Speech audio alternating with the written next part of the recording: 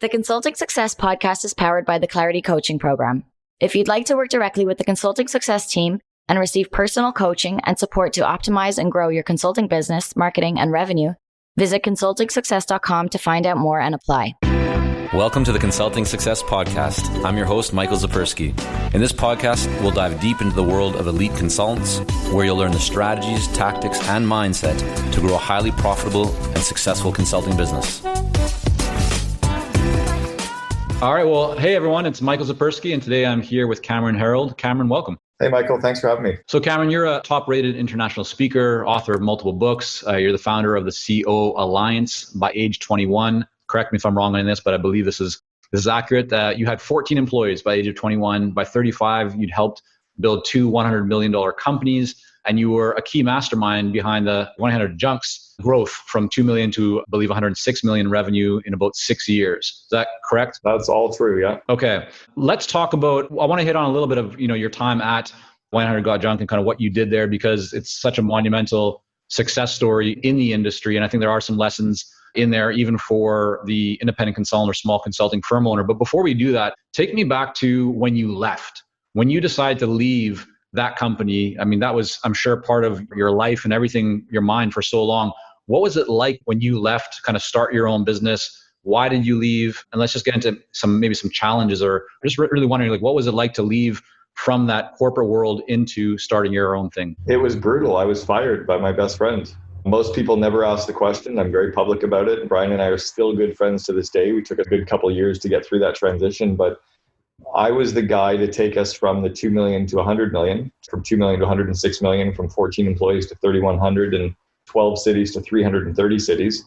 And I executed that growth. I engineered that growth as the COO, and I ran everything except IT and finance. But when we got to kind of the 3,000 employees system-wide and 330 cities and 4 countries and 13 operating companies, it was just fucking big. And I was the wrong guy to take it from the 100 million to the billion. So Brian asked me to step down. We were sitting at the Vancouver Club having breakfast before our leadership team meeting. I completely lost it, started sobbing. He made me leave my car at the Vancouver Club and take a taxi home because he didn't think it was safe for me to drive, which was true. 6 days later, I was doing a speaking event for him in Montreal, showcasing the company. And 2 weeks after, I was showcasing it to about 200 CEOs in Vegas. And then I did a speaking tour of 3 cities in Texas talking about the company a month later. So I was still extraordinarily proud of the company and really big on what we built, but a really tough transition. So I took 4 months off and took off May, June, July, and August, and completely disconnected. I didn't check email. I didn't go for business meetings with people. I didn't go for lunch with business people. I hung out with my friends. I played golf. I played tennis. I went for hikes, and I wrote and journaled every day. Every day I just journaled and made lists and started to dig into what did I love? What was I good at? What did I suck at? What did I hate? What are all the projects I'd led, business areas I'd run? And I kind of mind mapped my world. And what I came out with was I really don't like having deliverables. I don't like doing work. I love growing people. I love leading teams. I like coaching. I love speaking. I love talking to the press.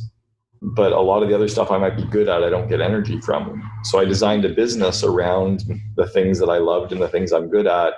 And I removed all the other stuff. So to this day, as an example, I coach CEOs and COOs globally, but I have no deliverables.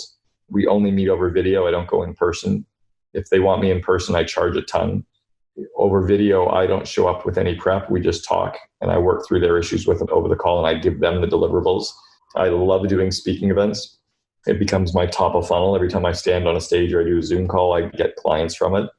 And then I've gotten all my ideas into books, and those just make money for me, and they create more clients, and it's become this kind of little flywheel. So yeah, you just covered a lot of what I want to talk about on the interview there in one quick response, but so we'll have to break it down. Do you think that someone can get that same level of clarity before they even start a business in terms of really knowing what it is that they want? Or do you think that someone has to go through kind of that experience to be able to arrive at what they should focus on and not? Yeah, I think it's when you sit down and actually decide to examine your life, right? I just decided to really examine things. So I just don't think most people do. Most people don't live with intention. They don't think about their business and where they're growing it to. They just try to make whatever they have bigger, or they don't think about their life and reverse engineering how they're going to bring their life back to where they are. I think in a lot of ways, people are just busy being busy and moving things forward. They're not necessarily growing their life or their business with intentions. I tend to work in reverse. I think about where we're going, and then I work it backwards and figure out how to get there. You mentioned that you're so great friend, your boss, the CEO of the company, fired you. It sounds like there was all kinds of emotions for you at that time. And I'm thinking about people listening, watching, who may have had a similar experience where they got fired, they got let go. They feel like what was done to them was not justified. What did you learn through that experience? And what kind of advice would you have to someone who might be feeling that kind of resentment or anger right now, and it's kind of holding them back from moving forward? Well, it's interesting. I told Brian's assistant the night before that I was getting fired the next day, and she's like, shut up, go home. I'm like, no, I've just felt for months that this isn't the right thing anymore. And I don't know what it is, but I can't make it right. So I started to identify as well that I knew that I wasn't in my unique ability. I was struggling, and it was tough, and it wasn't fun. And I think when you know that, you just have to be, I wasn't even enjoying spending time with the people that I used to enjoy spending time with. And I think when you really allow yourself, maybe it's journaling, maybe it's meditation, maybe it's running, where you just get into a period of flow and you can allow yourself to think that if I'd noticed that, I probably would have left. Or maybe not. Maybe it would have been like a marriage that I wasn't able to leave until it blew up. Right. Another name for you, I don't know if you created this or someone created it for you, you're referred to as the CEO whisperer, which always makes me think of like the dog whisperer. I think there's a program or something about that, right? Where did that come from? Did you create it? Someone else created it? What does it mean? Yeah, it was the publisher of Forbes magazine who saw me speak 4 or 5 times over the course of a year at these large entrepreneurial conferences. And he was introducing me to a group of about 700 CEOs that I was speaking to. And he introduced me as the CEO whisperer. And then he wrote an article about me in the print edition of Forbes magazine, so in the actual magazine itself. And it's appeared online as well, about the vivid vision concept that I created. And he called me the CEO whisperer in there as well. So I've just now used that as part of my introductions. What he meant by that was that I was sitting behind the CEO, whispering in their ear and letting them know about the cheat sheets and the shortcuts and the ways to grow their companies and the way to build them better. Whereas often they couldn't afford to have me full time, but they couldn't afford to not have me whispering in their ear. So that was kind of where it came from. You architected the growth for When I Got Junk, right? And really it accelerated very, very quickly. To someone who's running a smaller company right now, what advice, taking from your own experience of going out once you left that company and started your own business, what stands out to you? I mean, what would be the advice you would offer to someone that wants to go out and build a business and start getting more clients and just generating traction more rapidly, even if they have a lot of expertise, but maybe they're just not good on the marketing and business development side? What have you seen work really well for you and for others, and just based on your own experience as well? Sure. Well, remember that, when I came into 1-800-GOT-JUNK, it was a small company, right? We only had 12 employees when I got there. So it's not like this was a big business that I grew. It was, in fact, a very small company that I figured out how to scale. And I think that's really important that we remember that. It was a small company that didn't have a lot of systems or people or money. We had no marketing budget for the first 3 years I was there. We built a PR group internally because we couldn't afford marketing. So I knew that the core strategies that we used back then to position the company to scale. The first one was that we had to charge more. When I came in, they were charging too little. They weren't making enough money. Employees weren't making enough money. The franchisees weren't making enough money. The franchisor wasn't making enough money. I'm like, you can't make enough money when you're not charging enough. You need to be a premium price. So when we built College Pro Painters, we were 30% more expensive than pros. The pros can do the house way cheaper than College Pro was going to do it for. But we marketed ourselves better. So at 1-800-GOT-JUNK, I got them to raise their prices by 40% day one. And we provided a better website, a better experience, better branding, better trucks. We showed up and over-delivered, even though we were charging a premium price, because we could afford to. So that was first. Second was that we leveraged the press. So we understood how to get more and more free publicity about our company, to share the vision of our future and share what we were working on and where we were going, to get people excited. And then we would learn how to amplify that media by sharing that coverage with as many people as we could share it with. We built the company prior to Facebook even launching. I left. I was the first employee to have Facebook out of 248 people at the head office. People were laughing at me as to why I was even trying to figure this thing out. But we didn't have anywhere to amplify. We landed 5,200 stories in the media in 6 years. Imagine if we could have shared it on Facebook and LinkedIn, put ad traffic on top of it and shared it on Instagram. We would have blown up. Well, we did. We grew up really fast, but we would have grown even faster. The third area was culture. And it was how to turn our company into a little bit more than a business, a little bit less than a religion. It was how to get it into that zone of a cult. And when we really understood how to become a cult-like brand, that's what really amplified people wanting to work for us, attracting more A players, not having to pay the A players a ton, and then getting the media to talk about how great our culture was became another flywheel. So those were the three things that we really focused on. What goes into that? I mean, that could be a whole book, right? And likely is. But when you say building a kind of a cult-like culture within the company, what are some of the highest level or just most important kind of parts that people could start maybe taking away, just even listening from you right now and think about in terms of how to apply into their own business? Sure. Well, first one is that the employees need to be completely aligned with the vision, right? So they really need to see where the company is going, what the company looks for. They need to be aligned with that vision. So I call it the vivid vision concept, that 4 or 5 page written document clearly describing what the company looks like, acts like, and feels like 3 years from now. Secondly, they have to be really aligned with core values. And the company has to make sure that the CEO knows the core values, that the employees know the core values, that you fire people who break the core values, that you live the core values day to day, and that you hire people who already live those core values. And most companies don't ever go anywhere near that level of obsession around core values. The next is an obsession around a core purpose, making sure that you really understand where you're driving the organization. And then fourth would be the big, hairy, audacious goal, the BHAG. And I think those are the 4 corners of your puzzle, right? The vivid vision, the core values, the core purpose, and your BHAG. And then the first side of the jigsaw puzzle would be all the people systems, right? From the interviewing, recruiting, selection, training, onboarding, leadership development of people, getting rid of the wrong people. And then it's all of your strategic thinking systems, your business planning systems, your goal setting systems. Then it's all of your meeting rhythms, from your annual meetings all the way through to your one-on-ones and dailies. And then your financial systems. And so then culture kind of comes out of that. Most of the media reports about culture being the free snacks and the Fruit Loops in the kitchen and the wee room. That's not culture. Those are perks. Right.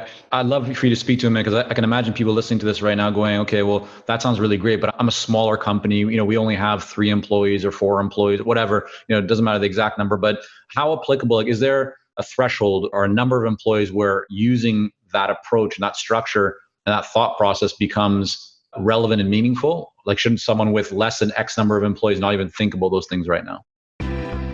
While we work with a lot of seasoned and experienced consultants here at Consulting Success, I'm often contacted by new early-stage consultants. Invariably, the question I'm asked is, what are the steps I should take to become a successful consultant and grow my consulting business to my first 6 figures per year? Well, I'm excited to announce that we've opened the doors for our Momentum program. This is our most popular program for early-stage consultants, and it has helped almost 1,000 consultants to start, run, and grow successful consulting businesses. It gives you the step-by-step plan to help you with your messaging, your fees, and pricing strategies, how to win more proposals, how to go to market more effectively, developing a marketing system to generate leads consistently, and so much more. And right now, until September the 19th, you can sign up for Momentum and get 50% off the regular price by going to consultingsuccess.com/audio. That's consultingsuccess.com/audio, AUDIO. Only 100 spots are available to join Momentum and get 50% off. This deal is only available until September the 19th or until all 100 spots are gone. We won't be opening up new spots in this program for several months, so don't wait. Go to consultingsuccess.com/audio. That's consultingsuccess.com/audio, AUDIO.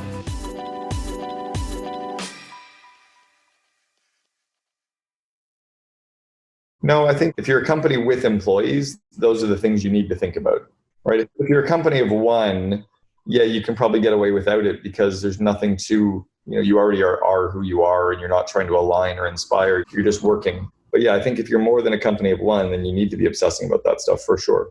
You also talked about the first thing that you did when you got into 100 Got Junk was you raised prices. This is a kind of an interesting topic for a lot of people, right? Because there's a lot of fear around raising prices. If I raise my prices, I'm going to potentially alienate people. I'm going to lose people. People will go to the competition, so forth. But what you shared in addition to that, I think was really powerful, which is that you essentially balance that out by being more visible, having a better brand, having a better website, providing a better experience. Is there anything else that people should keep in mind? Like, is it just, can you essentially invest more into your online brand, your presence, your marketing? Does that then equal being able to charge more? Or is there something else that's also really important when they're thinking about how can they increase prices and kind of get away with it that they should be considering? It's really just a decision of where you want to position yourself. You can either be a high margin, low volume. Think about coffee as an example. You can go get a dollar coffee, right? But I paid $7 for a coffee today, which is insanity. What was in that? I went to 49th Parallel Coffee and I got like great coffee that's nicely roasted. It doesn't taste like the crappy Starbucks. And I have oat milk and I got a large, but like $7, and that included a tip because I felt guilty because they're serving me coffee. So you could go get coffee though at a gas station, or you could get coffee at a Starbucks, or you could go to a 49th Parallel, or you could go to some like super trendy hipster place and get your like coffee. You can decide where to price that, right? And I think that's like any business, any service, any product, is you have to decide where you're going to price that product or service. I don't think most people sit down and decide how to price themselves at a premium. So as an example, if you go to my website, I have two websites, the CameronHerold.com and then the COOalliance.com. If you go to the CameronHerold.com website and you look at that and how it positions me as a leader, a thought leader, a speaker, and a consultant or a coach, I think it positions me really, really strongly. But I spent the time and the money and the energy making sure that it really represented me and positioned me. But I have the money to do that because I charge a lot. My effective hourly rate is $2,600 an hour for my coaching. Right? I'm $48,000 a year to coach a company, and they get 90 minutes a month. So when you're charging $4,000 for 90 minutes, there's no cost of goods sold in that, right? You can afford to then take that money and put it into your branding, put it into your positioning, put it into my service to deliver more. I mean, yeah, the website's a really good example. Your books is another one. You said that every time you speak, you generate leads. Every time you put out a book, that also helps to kind of generate leads. Just on the speaking part right now, given what's going on in the world with so many people having to move from in-person events to the online space, Zoom meetings like we're doing right now, or other things, any best practices that you've picked up that you find when you give a talk, that doing these things is critical if you want to be able to generate leads from it. And that if you didn't do those things, that it'd be less likely for you to get people inquiring and reaching out to you. Sure. So one of them is on the bottom of all of your slides, having a URL or a call to action. So on my slides, I have a mention of check out the CO Alliance. So when we're talking to people, they understand that they need to see the CO Alliance. It becomes subliminal. I often talk about my coaching clients while I'm speaking, or I talk about the other speaking events that I'm doing, or how someone saw me at a speaking event and booked me to speak at their conference, or someone saw this lesson and booked me to come in and coach their group. And I illustrate those stories. Instead of talking about theory, I'll talk about how one of my clients learned this concept from me and they put it into their company and how they benefited. I'll kind of show them those stories so then they can see themselves as wanting my advice as well.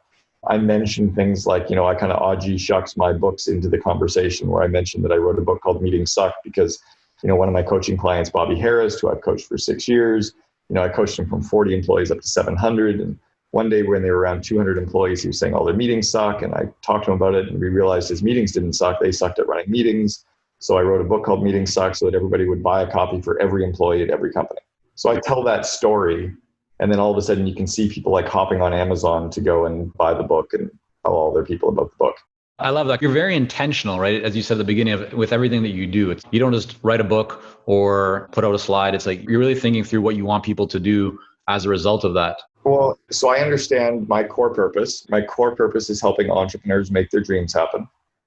My BHAG, my big, hairy, audacious goal, is to replace vision statements with vivid visions worldwide. So if I understand what my core purpose and my BHAG are, then I can really kind of drive towards my clients. My clients are entrepreneurial. They're young, fun, entrepreneurial, high viral, high growth, pre-public companies. I understand my core values are deliver what you promise, be open and vulnerable, show respect for everybody, grow big, act small, and have some effing fun. So when you're really clear on that, and then I can share my vivid vision of what my company looks like, acts like, and feels like. So I share my vivid vision with all of my speaking event clients as well. So they all see my vivid vision. But here's probably the biggest one. The reason I wrote 5 books is not because I'm a good writer. It's not because I had a burning need to share my content. It's because I knew that by having my first book, Double Double, it would raise my speaking fee, which it did from $5,000 at the time to about $15,000. And then when I put out my second book, Meetings Suck, it took me to the $30,000 level. And now I've got 5 books. So all of my books get mentioned at all my speaking events. But I also make sure that at every speaking event I do, every attendee at every event gets a copy of one of my books. I either sell them to the group or I give them to the group a discount, or worst case, I'll send them a copy for everybody. But everybody's going to get a copy of one of the books. And then the books give really good take-homes, but they also sell the rest of my services. Hey, it's Michael here, and we'll be right back to the podcast. But first, are you ready to grow, scale, and take your consulting business and marketing to the next level? If so, our Clarity Coaching Program may be a great fit for you. You'll work with our experienced team to set up a strategic plan for your business and coach you step by step in areas like how to consistently attract more leads, develop a magnetic message that resonates with your ideal clients, strategically package and position your services, earn higher fees, win more proposals, and scale your business. To find out more about Clarity Coaching and apply, go to consultingsuccess.com and click on coaching. Another area where you are very intentional, clearly from the early days, is PR, right? You know what you want to achieve with the PR, the folks around media. You've done that now in multiple companies. You wrote a book on it, Free PR, which I told you that we're using in-house here now, and excited to kind of dig in to learn more about that. But when people often hear about publicity and PR, they think bigger organization, or that's not for me, or why would somebody want to cover my story? What advice would you have for the small consulting firm owner in terms of how they could leverage PR for themselves? Any examples or kind of key ideas to start? Well, one of them is that none of your potential customers are going to believe your marketing as much as they're going to believe an article written about you. If there's an article written about you and they read it, they're going to believe everything the article says. So that's the first part. Second part of that would be to be able to take any articles that are written about you and share them on your social feed so you get more amplification from that as well. But the other part is make the story about your customer and how your product or your service or your consulting helped your customer. So as an example, if I could contact any business outlet and talk to them about how my coaching helped a company called Bluegrace Logistics go from 40 employees to 700 employees in 6 years, and how they raised $255 million from Warburg Pincus, there's a story there. And if they write that story and then I get that story and I share that, how InfoTrust went from being a no one company to being the number one company in Cincinnati to work for, or how Media Temple grew from being a good company in California to selling for over 100 million to GoDaddy. If I can make all of these stories about my customers, there's a story there. The reality is the media can't afford to go find good stories. They need to take the stories that are given to them that they're inspired by, and they'll write about those. So you're doing them a favor. And so once you've identified somebody who you think would be good to write up that story, what's the best way to reach out to them? Is it just sending them an email? Is it picking up the phone? What works best today? Yeah, I love picking up the phone. I mean, when you pick up the phone and actually contact the client, that's actually, or the writer, that's when you're going to get their attention. But when you send them an email, you're going to get stuck with everybody else's emails. So the reality is that every journalist probably gets 200 emails and press releases and newswires sent to them a day, but their phone rings 4 times. So if you phone them, you've got a 20% chance of getting through. If you send them an email, you've got less than a 0.5% chance of them reading it. Right. What I do when I'm phoning them, worst case, I leave a voicemail. My voicemail says, hey, it's Cameron calling. You don't know me yet, but I think I've got a good story for you. Here's my phone number. They're going to call you back because they want the story. Or if you get through to them, you say, hey, it's Cameron Herold calling. I think I have a good story for you. Do you have 2 minutes? They usually say yes. You pitch them on your story, and then you ask questions and listen. And I cover that in really good detail in the book, Free PR too. Yeah, awesome. So you mentioned the way you work with your clients, right? 40,000 or more per year. It's very situational, right? You're not doing a lot of preparation in advance. It's advisory, right? It's coaching. It's structured kind of like a retainer.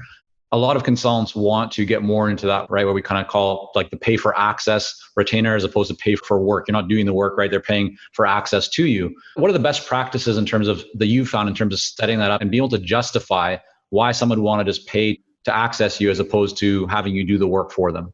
Yeah, some is turning yourself into a thought leader, turning yourself into that speaker, turning yourself into an author so that you can actually drive that forward.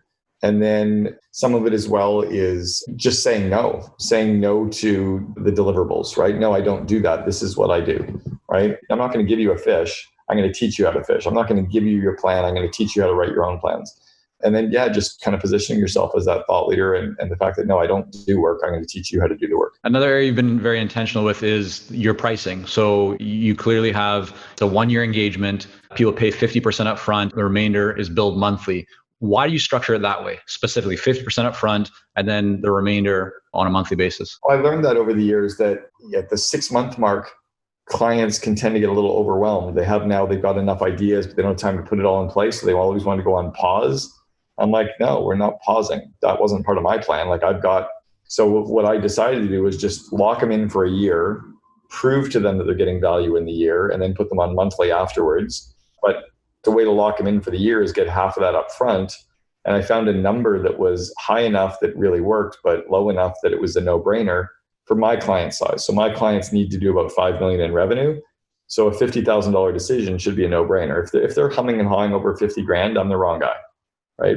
Because we're out to make a few million off this easily. And actually, here's my coaching program's real fee. 3 years after coaching ends, they have to send me a check for what they feel coaching was really worth. Right. I was going to ask you about that. I actually had that down as a note that it really stood out to me. And the question I had is, how many people have actually done that? Well, that starts. So we're actually at the end of the first 12 or 14 months that I've been doing it. I got a $240,000 check a couple of years ago on one. We only started about 14 months ago. So those will start coming due in about 2 years. And is that just kind of like, hey, think about it in 3 years, or is that actually part of the contract that's very, like, it's intentionally laid out there and it's a legal part of the agreement? It's in the contract, and I remind everybody that that's really what's due. And then as we're coaching, a client recently is like, God, that's like $1 million idea. I'm like, remember that in 3 years. He goes, yeah, maybe it's 100 grand. Partially, it's an emotional contract. And it's built off of a lesson that I learned from Ivy Lee and Charles Schwab, which was a story told in Napoleon Hill's Think and Grow Rich. And I just kind of took that and applied it and thought, so one of my coaching clients that I've coached from 4 million to 52 million in 3 years, went from living in his parents' house to like just being extraordinarily successful. He said to me after the 3 years, he's like, you've got no upside.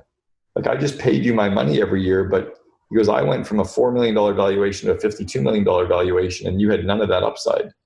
And I wanted to have some kind of a stake in the outcome without forcing equity, or it's too hard to ask for that. But what is easy to ask for is the emotional contract of a check. Yeah, no, I love that. I mean, you're creating value, right? So why not participate in that value? You mentioned here, you've created the COO Alliance, which first of all, I love because there's so much focus in the media out there on the CEO all the time and not as much on the COO being a little bit behind the scenes at times. And so I can see kind of the band of, brothers and sisters together that are CEOs, but just share with us a little bit about why did you create that and how have you structured it? I structured it because there was really no safe place for COOs to go and learn from each other. There was no place for them to actually go and share information, share ideas, to mastermind together. There were lots of groups for CEOs. There was YPO and EO and Vistage and the Genius Network and GoBundance and War Room and Maverick and all these amazing places for entrepreneurs to go and learn. And then there were groups for marketers and engineers and lawyers, et cetera, but there was nowhere for the second in command. So that's what we put in place, was this group for them. How do you spend your time now between your coaching with clients one-to-one and the COO Alliance? So I would say the COO Alliance is the focus for me, right? Building out something that scales and that is one-to-many, replicate and runs without me. That's the one that we're really focusing on scaling right now. The COO and CEO coaching that I do is just really good. It's profitable. I like it. I'm good at it, and take the business as it comes through. So kind of use that to pay the bills, and then everything is focusing on growing the COO Alliance. Then I've got my books and my speaking and my referral programs. So I have other income streams as well. Got it. So I mentioned you before we jumped on here, Cameron, that I've been familiar with your work for, sounds like at least 10 years based on what you mentioned. There's an email that you put on, you had put up a job description for an assistant that you were looking for about a decade ago. And I remember when I saw that email that, you shared it, you shared the job description in an email that you had sent out, and I was reading that. And what stood out to me is, number one, you were very vulnerable. You were very open about who you are and what you do and don't do, and really what you were looking for in terms of an assistant. So I thought, could you just share for a minute about, number one, how important is it for an entrepreneur, someone running a business, to have an assistant? And then number two, just your thought process behind being so specific in that job description, because it was not cookie cutter. It was not the standard job description. It was very, very specific about who you are, the way that you operate, what you like, don't like, and what you're looking for in a person. So if you could kind of hit on those two things, I think it'd be really valuable for everyone. For sure. And by the way, I sent you the actual job posting just before we hopped on, because you mentioned it when we were just chatting. I sent you the actual job posting itself. So if you do want to maybe drop it in Dropbox and share a link or something, you can do that if you'd like. And you're happy to share it. So yeah, what I looked at was just how do I really articulate to somebody very, very clearly from the get-go who I am and what I'm like and what I'm going to be like working with, so that 50% of the people that read it go, "Ew, that's not me," and the other 50% say, "Oh, that's interesting." Then how do I craft it in a way about them that it does the same thing? So I really wanted to polarize some people away and pull some people toward me. So as an example, it starts by saying, awesome Phoenix exec with ADD seeks equally awesome, less ADD-ish executive personal assistant. And then I go in and I say, I'm looking for a personal assistant who's excited to help by enabling me to be more productive and relaxed. This is only going to happen one way. You have to be fucking sharp and think that way. Be out of the box. There we go. My first F-bomb. At least we got it out of the way early. It just is written in a way like I speak. And I had people come back to me after reading the job posting like, "I can't believe you swore." Delete. And then I had somebody else who's like, "Oh my God, it's so awesome that you swore. I know we'll get along great." I'm like, okay, be careful. Like, I don't want somebody who's like complete trailer trash. But it was me just being me.